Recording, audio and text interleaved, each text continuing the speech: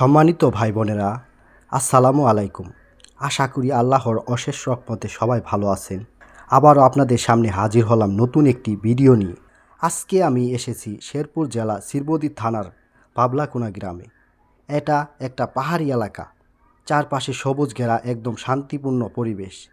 আর দেখুন, আমি এখন বসে আছি একটি পুরনো ঘোড়ার গাড়িতে।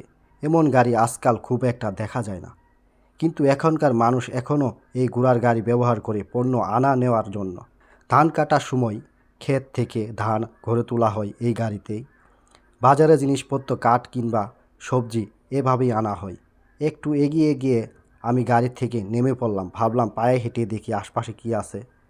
রাস্তার ধারে ছোট ছোট ঘর, বাগান আর গাছপালা ভরা গ্রাম।